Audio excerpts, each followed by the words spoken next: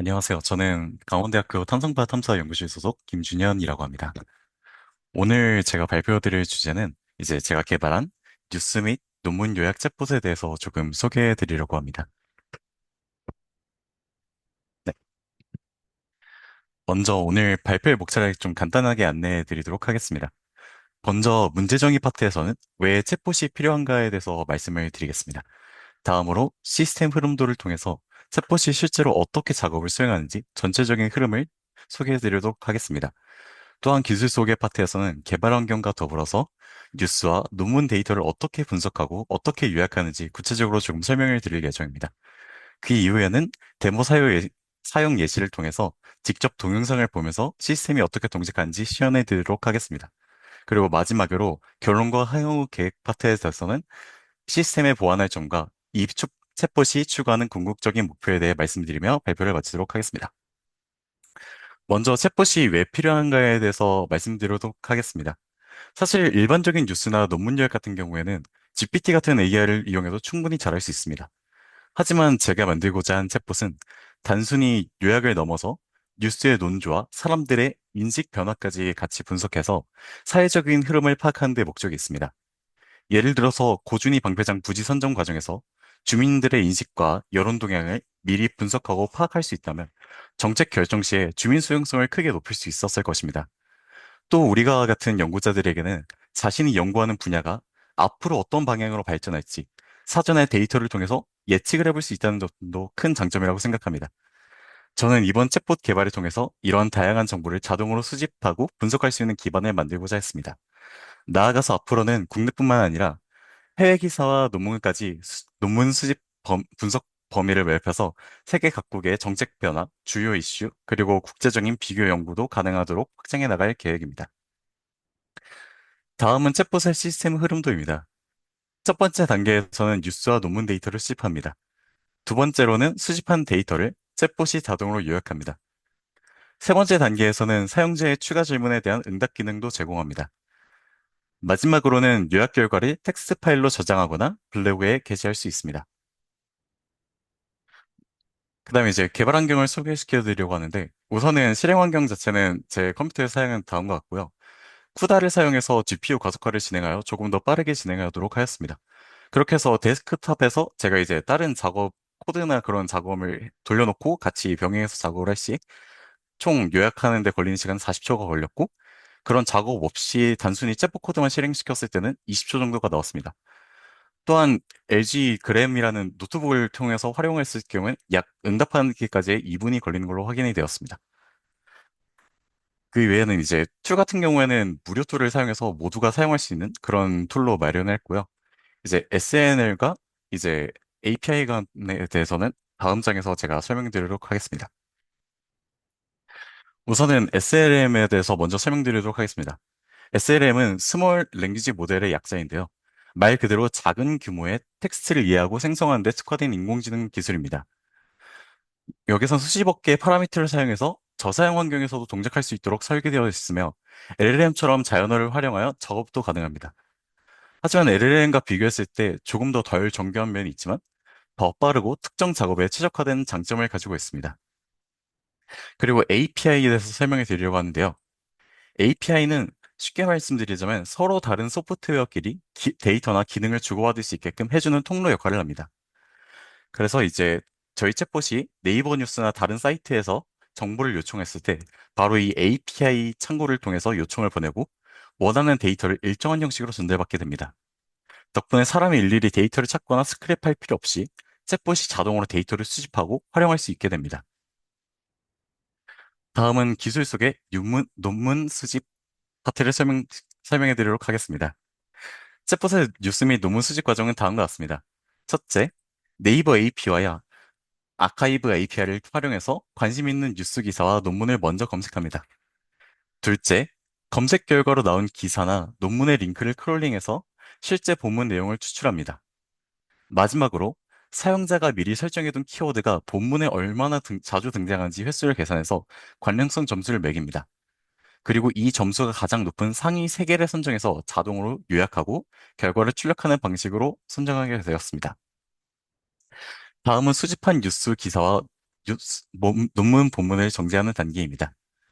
먼저 광고성 단어나 필요 없는 불필요한 단어를 제거해서 분석에 방해가 되는 요소를 제거합니다. 그래서 이 파트에서는 다음과 같은 글자가 이렇게 들어가 있으면 이 글자를 본문에서 제거하는 형식으로 이제 필터링을 하고 있고요. 그리고 이제 여기서는 헤드라인이나 많이 본 뉴스, 광고 등 실제 기사의 내용과는 관련 없는 부분을 CSS 선택자를 활용해서 필터링을 해서 정지합니다. 이렇게 텍스트를 정지해줘야지 챗봇이 보다 정확하게 핵심 내용을 요약하고 분석 결과의 신뢰도를 높일 수 있습니다. 다음은 논문 요약 파트입니다. SLM 오픈소스 툴인 올라마를 활용해서 로컬 환경에서 젠마3 파트 모델을 구동하였습니다. 여기서 이제 4B라는 게 무엇인가라고 하면은 이제 4빌리언이라고 해서 이 모델에서 사용하는 파라미터의 개수가 40억 개라는 뜻입니다. 이 파라미터의 개수 수가 늘어나면 늘어갈수록 챗봇은 좀 더 정교해지겠지만 단점으로 이제 좀 더 오래 걸리는 단점이 있겠죠. 그래서 저는 이제 노트북에서도 모두가 활용할 수 있는 모델을 만들고자 했기 때문에 4빌리언이라는 모델을 구동하였습니다.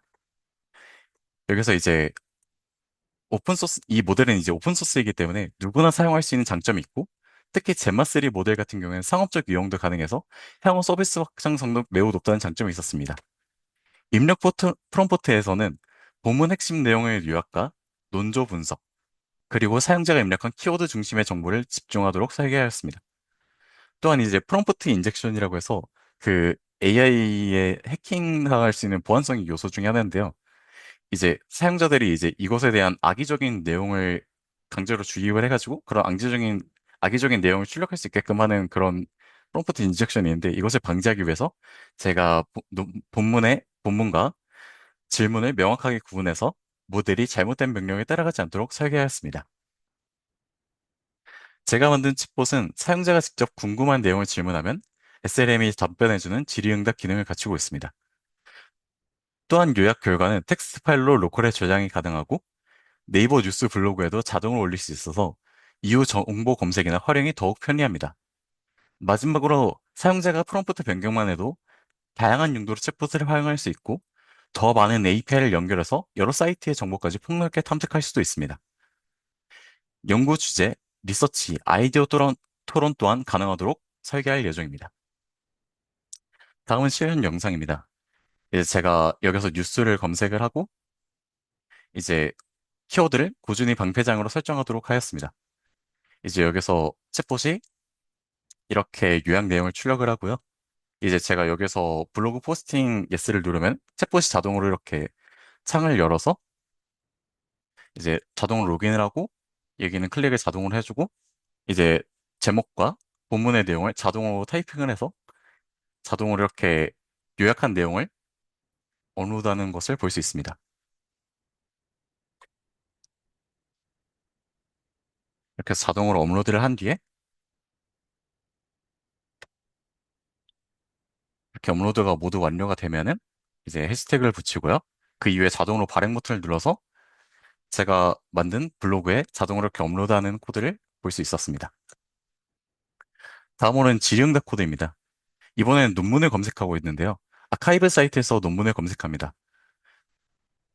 여기서 원문은 이제 영어지만 이제 출력 방식은 한글로 요약해주는 모습을 볼 수 있었습니다.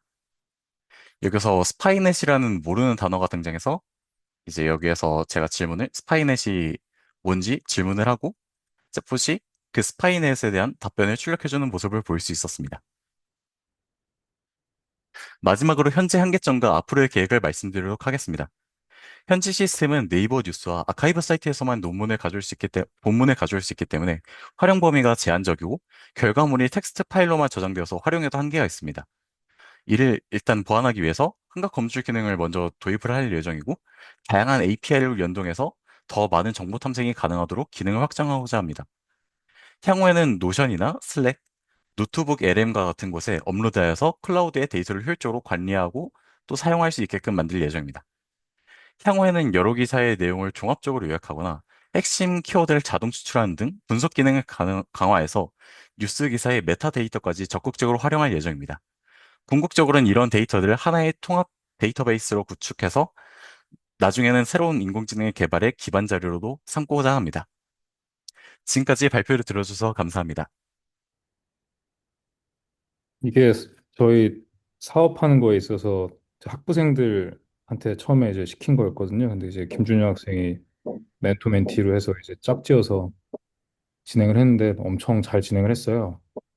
일단은 최종적인 목표는 원래는 이제 고준위 방패물 심층 처분 관련해서 뭐 뉴스 기사들 요약하고 뭐 논조 파악하고 해서 어떤 텍스트 기반의 원래는 트위터 정도 트위터나 스레드 생각을 했었는데 지금 블로그로 좀 바꿨고 그래서 뭐 긍정 의견, 부정 의견 나누고 이렇게 해서 코라드 쪽에다가 이런 것도 우리 쪽에서 할 수 있다 좀 보여주고 뭐 자연과학적인 측면에서도 접근을 해서 뭐 어떤 이런 과학적 기술들이 개발됐다 세계 동향은 어떻다 이런 것까지 다 우리가 한번 하겠다 이런 걸 좀 어필하려고 정한 주제고요. 일단 뭐 코드 배포는 뭐 완성되면 제가 생각해 보겠습니다.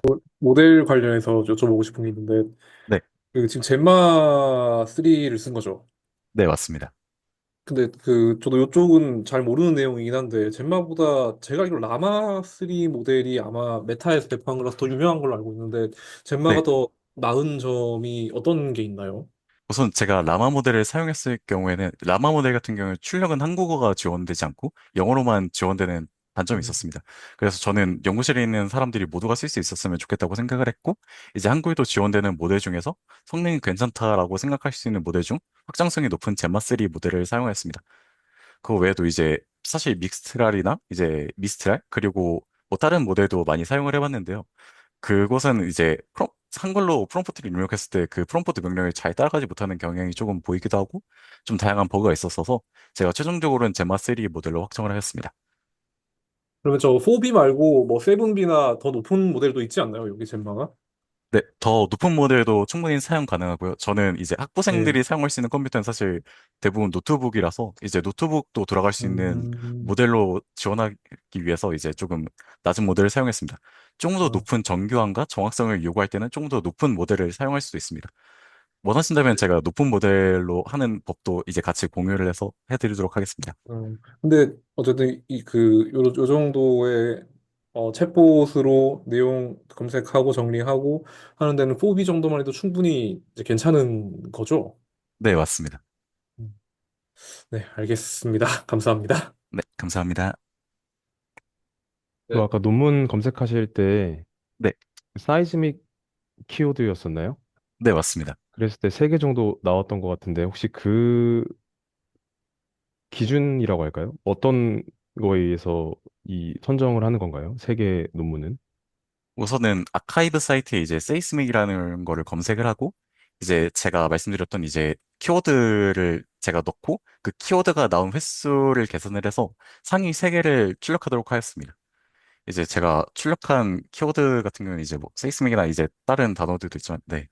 그런 것들을 참고해서 이제 출력하도록 만들었습니다. 아, 그러면은 여기서는 뭐 예를 들어서 뭐 인용수라든지 아니면은 뭐 어떤 다른 최신순이라든지 뭐 이런 거로 아직 나오는 건 그 아니고 거기까지는 이제 논문에서는 아직 도입하지 않고 있습니다. 근데 원하신다면 이제 그런 것도 같이 추가해서 만들 수 있을 것이라고 생각합니다. 아니면 뭐 더 키워드를 더 여러 개 쓸 수도 있나요? 네, 키워드 여러 개 사용도 가능합니다. 아, 네. 알겠습니다.